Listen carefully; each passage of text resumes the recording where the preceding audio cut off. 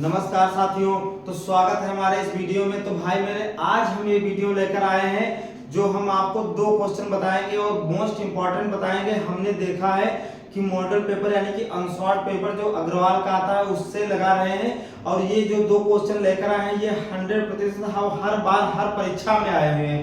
यानी कि 8 सेट बनते हैं यूपी में, 8 सेटों में हर बार परीक्षा में 2020 से और 2025 के बीच में लगातार भाई मेरे क्वेश्चन आए हैं। बात समझ में आ गई? तो देखते हैं पहला क्वेश्चन। तो जो पहला क्वेश्चन है भैया, पहला हमारा क्वेश्चन ये है, कह रहा है यहां से जो प्रथम क्वेश्चन है लिखा है, एक समतल जमीन पर खड़ी मीनार की छाया उस स्थिति में 30 मीटर अधिक हो जाती है जबकि सूर्य का उन्नयन कोण 60 अंश से घटकर 30 अंश हो जाता है। यानी कि मान लिया जाए कोई स्थिति है तो उस समय 30 मीटर अधिक हो जाती है जब सूर्य का उन्नयन कोण 60 अंश से घटकर 30 अंश बचता है। इतनी बात भाई मेरे समझ में आ गई कि पहले 60 अंश कोण था, फिर हमारा घट करके कितना बच गया, 30 अंश बच गया। बात समझ में आ गई? अगर भाई छाया घटेगी, दूरियां बढ़ेगी तो हमारा कोण घटेगा। 60 अंश से कितने अंश हो जाएगा दोस्तों, 30 अंश हमारा बचेगा। तो कैसे क्वेश्चन लगाते हैं, सबसे पहले एक चीज ये हम देखते हैं। तो सबसे पहले भाई मेरे हम डायग्राम बना लेते हैं, और ये जो डायग्राम बनाएंगे,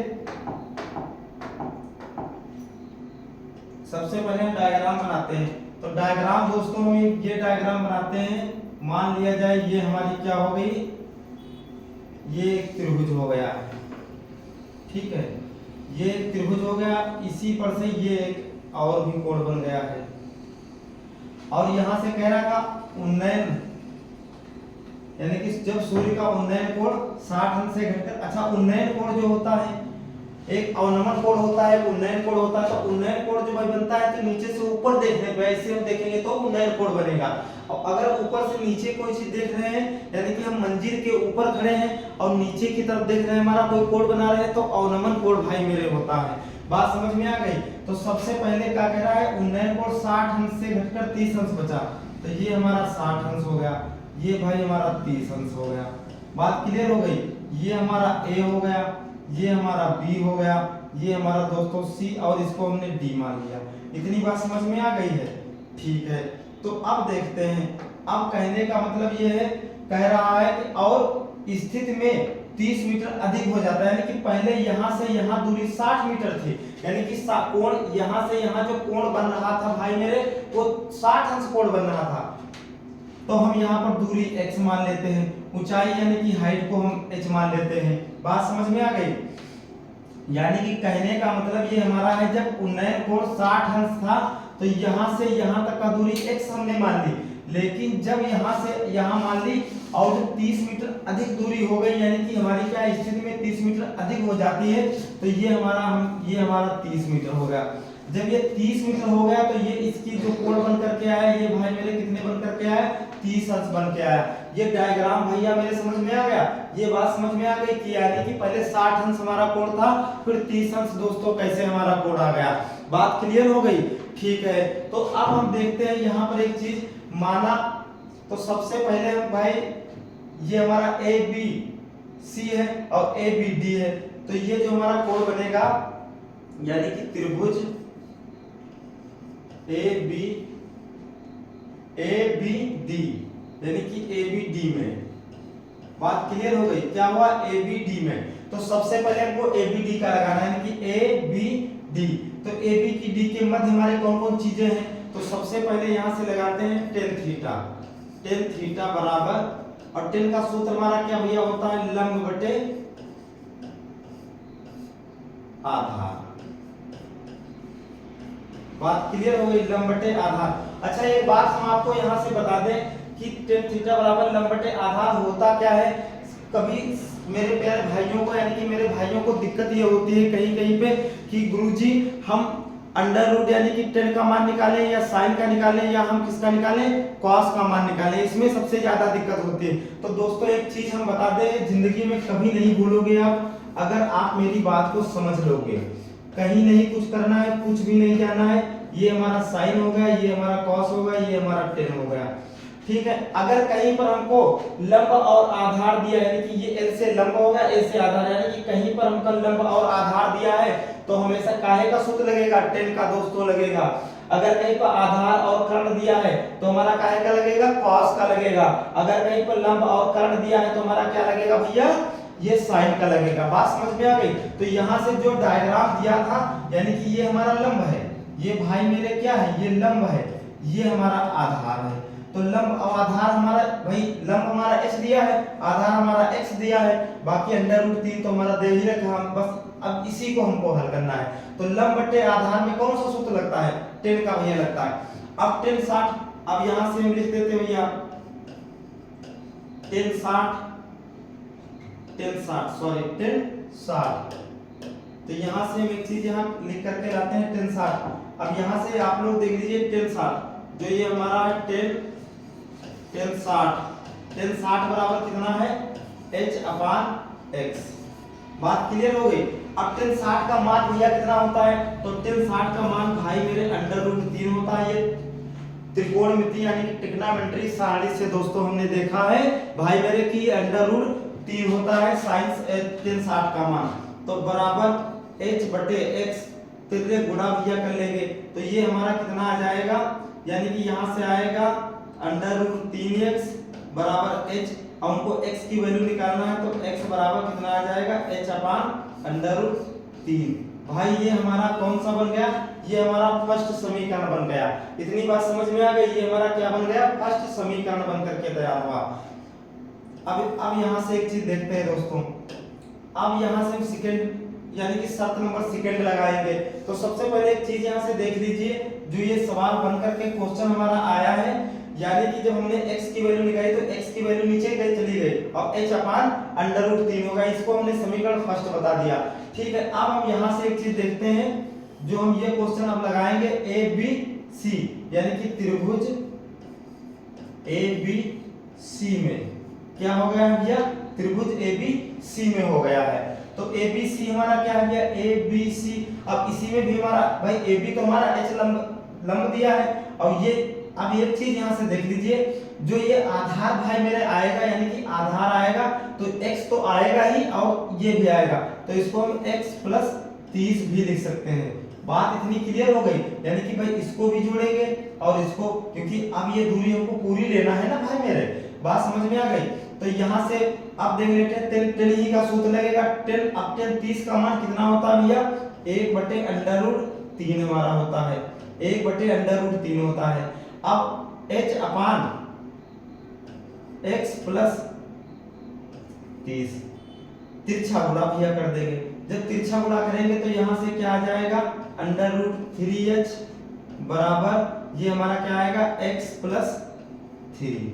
बात समझ में आ गई। लेकिन हमको निकालना किसकी वैल्यू है, x की वैल्यू निकालना है। तो ये जब x की वैल्यू आगे x को लाएंगे तो ये माइनस में चला जाएगा, तो ये हमारा क्या होगा, √3h-30। ये हमारा भैया जो समीकरण बनकर के आएगा, समीकरण नंबर सेकंड बनकर के आएगा। इतनी बात समझ में आ गई भाई मेरे, ठीक है। अब हम देखते हैं, अब यहां से एक चीज हम लिखते हैं कि समीकरण फर्स्ट व सेकंड को हल करने पर, ठीक, हल। तो समीकरण फर्स्ट व सेकंड को हम हल करेंगे। ये आप नोट कर लीजिए यहाँ पे, क्योंकि साइन बोर्ड पे जगह कम है इसीलिए भाई मेरे हम इसको इधर बता रहे हैं। अब हमको दोस्तों कुछ नहीं करना है, बस कुछ नहीं करना, इसी के मान में इस मान को यानी कि समीकरण फर्स्ट समीकरण सेकंड में समीकरण फर्स्ट का मान रख देंगे। तो समीकरण भैया हमारा फर्स्ट क्या है, x बराबर, समीकरण फर्स्ट हमारा दोस्तों क्या है, x बराबर √3h-30। तो यहाँ पर x की जगह हम भैया रखेंगे, तो यहाँ से एक बार निकाल लें सवाल, x बराबर √3h-30। बात समझ में आ गई।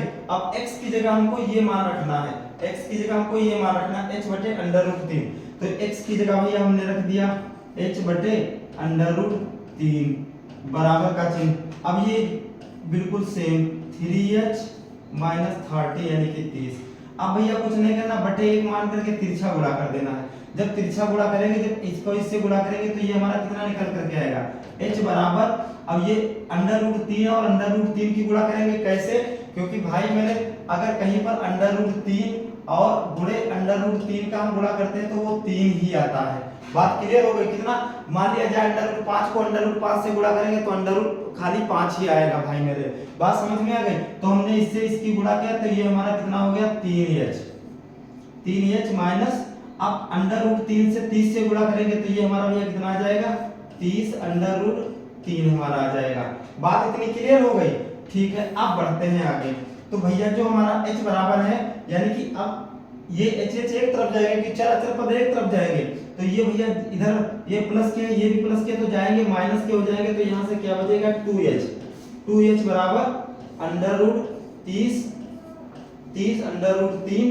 अब h की वैल्यू बाहर निकाल लेंगे तो भैया क्या हो जाएगा 30 अंडर रूट 3 बटे 2, 2 एकम 2, तो ये हमारा हो गया 15। तो यहाँ से भाई मेरे जो निकल करके आया है 15 अंडर रूट 3 निकल करके आया है। बात समझ में आई दोस्तों? ये क्या निकल करके आया है 15 अंडर रूट 3 निकल करके आया है। लेकिन अब एक बात समझ लीजिए, जो ये सवाल में दिया है कि अंडर रूट 3 का मान हमको इतना रखना है, तो भाई मेरे अंडर ये 15 हमारा ऐसे रहेगा, अंडर रूट 3 की जगह 1.732। अब इनकी गुणा करेंगे तो हमारा कुछ 28.95 आ जाएगा। ये आप गुणा करके देख लेना। बात समझ में आ गई? यानी कि 28.95 हमारा आ जाएगा। सवाल दोस्तों समझ में आया है? ठीक है, तो देखते हैं अगला एक क्वेश्चन हमारा, ये इसको नोट कर लीजिए भाई मेरे। ठीक इस तरीके के हर बार परीक्षा में आते हैं और हम इस वीडियो के माध्यम से आपको हर बार क्वेश्चन लाते रहेंगे दोस्तों। बात समझ में इतनी आ गई है कि नहीं आई है? ठीक है, तो बढ़ते हैं अगले क्वेश्चन की तरफ। तो जो अगला भाई मेरे क्वेश्चन है, अगला हमारा वो भी हमने देखा है कि कई बार हर बार लगातार दोस्तों परीक्षा में क्वेश्चन आया हुआ है, इसीलिए उस क्वेश्चन को हम लेकर के आए हैं। क्वेश्चन नंबर ये हर बार परीक्षा में आता है और ये क्वेश्चन जो हम लेकर आ रहे हैं ये सब 6 नंबर के भाई मेरे हैं, सारे 6 नंबर के हैं, दीर्घ उत्तरी प्रश्न हैं। इतनी बात समझ में आ गई?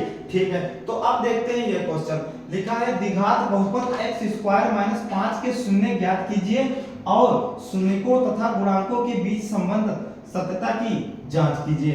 यानी कि हमको x² - 5 के भैया शून्य ज्ञात करना है और फिर सत्यता की जांच भाई मेरे करना है। बात क्लियर हो गई इतनी? तो देखते हैं। तो सबसे पहले भैया हम यहाँ लिख लेते हैं px बराबर ये हमारा कितना है x² - 5।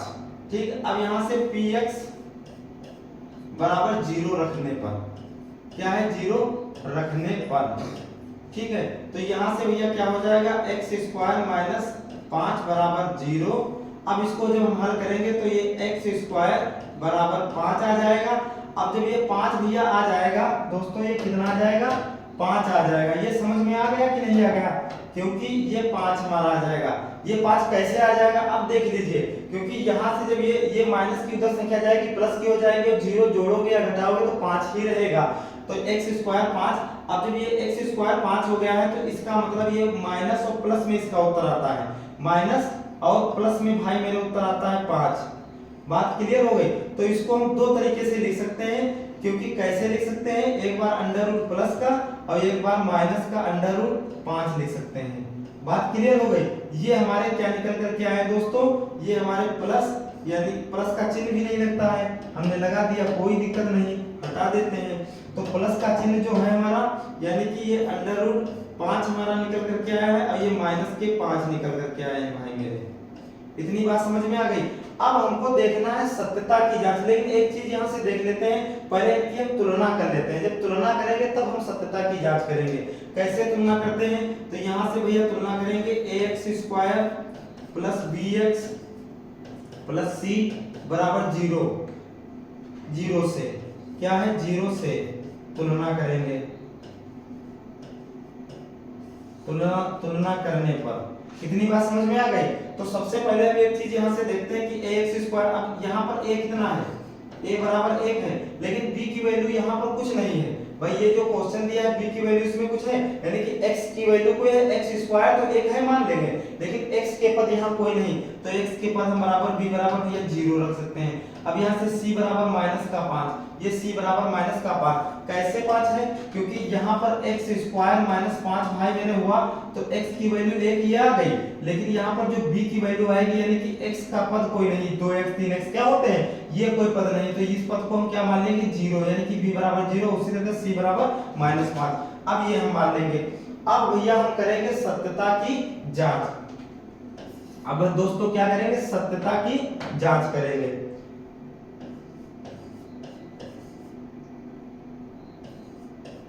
सत्यता की जांच, सत्यता की जांच। तो दोस्तों सत्यता की जांच हम भैया मेरे कैसे करेंगे देख लीजिए आप, बिल्कुल आसान तरीके से बताएंगे। तो सबसे पहले हमको कुछ नहीं करना है, हमको यहां से निकालना है शून्यकों का योगफल।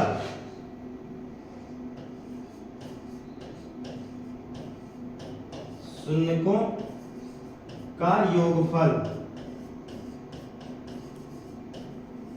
अब भाई देख लीजिए शून्यकों का योगफल, तो शून्यकों का योगफल हमारा सूत्र क्या होता है, अल्फा प्लस बीटा बराबर, अगर उधर जांच हम करेंगे तो शून्यकों का योगफल क्या होता है भैया बताइए, शून्यकों का योगफल क्या होता है हमारा है माइनस बी बटा ए। तो यहां पर माइनस बी बटा ए, अगर इन दोनों के मान बराबर आ रहे हैं तो ये समझ लो ये शून्य जो सवाल लगा करके लाए हैं ये शून्य पुट है, यानी कि संतुलन करते हैं, इससे संतुष्ट है। बात समझ में आ गई। तो अल्फा हमारा भैया कितना निकल करके आया है, देखो ये हमारा अल्फा हो गया, ये हमारा बीटा हो गया। बात क्लियर हो गई, क्योंकि दो शून्य निकले ना अल्फा प्लस बीटा। तो अल्फा ये प्लस के 5 हो गए अंडर रूट, ये प्लस के 5 भैया माइनस, ये यहाँ पर माइनस ही लगेगा, माइनस माइनस प्लस, ठीक है, अंडर रूट 5। अब यहाँ का माइनस बी, यहाँ का माइनस बी कितना है 0 है, तो भैया माइनस का 0, ए का मान भैया कितना है 1 है, तो 1 हमने रख दिया। अब ये माइनस प्लस माइनस कर दिया, ये 0 आ गया, 1 घटेगा 0 आ जाएंगे। अब ये भी अगर बटे में कोई 1 है या 0 ऊपर 0 है, तो ऊपर से अगर भाग होता 0 हो, चाहे कितने भी 0 हो, नीचे कोई भी संख्या हो तो हमेशा 0 ही आता है। तो यानी कि ये 0 इसका भी मान आ गया, 0 इसका भी मान आ गया, तो यानी कि इस समीकरण को संतुलित भैया करता है नहीं करता है। बात समझ में आ गई। अब देखते हैं शून्यकों का गुणनफल। तो भैया यहां से डाल देते हैं शून्यकों का गुणनफल, शून्यकों का गुणनफल। तो शून्यकों का गुणनफल भैया सूत्र क्या होता है, अल्फा गुणे बीटा, अल्फा गुणे बीटा बराबर सी अपान ए। बात समझ में, सी अपान ए। अब अल्फा गुणे बीटा यानी कि अल्फा का मान भैया अंडर रूट हमारा कितना था, अंडर रूट 5 था। अब गुणे का चिन्ह, फिर माइनस का अंडर रूट 5 हमारा था, बराबर। अब c का मान भैया कितना है, c का मान -5 है, तो c का मान हमने -5 भैया रख दिया। a का मान हमारा 1 है, a का मान हमारा कौन सा 1 है, हमने 1 रख दिया। अब हमने अभी से पिछले सवाल में बताया था कि अंडर रूट 5 हो या अंडर रूट 10 हो, कोई भी हो, अगर इनका गुणा करेंगे तो सिर्फ वही संख्या आती है, अंडर रूट हट जाते हैं। तो यहाँ से माइनस के भैया 5 आ गए, बराबर। अब इसको इससे भाग करेंगे तब भी माइनस के 5, यानी कि ये भी दोनों कंडीशनों में आंसर बिल्कुल बराबर आ गया है। बात समझ में आ गई। तो यहाँ से हमको पता चल गया है कि ये समीकरण जो है संतुलन करता है और ये सत्यता की जांच भाई मेरे बिल्कुल परफेक्ट है। तो मिलते हैं भैया मेरे अगले वीडियो में, तब तक के लिए। और अगर वीडियो समझ में ना आए तो बताना भाई मेरे जरूर, किस पर वीडियो लाना है, किस टॉपिक पे लाना है, हम भाई मेरे आपको लेकर के ही आएंगे।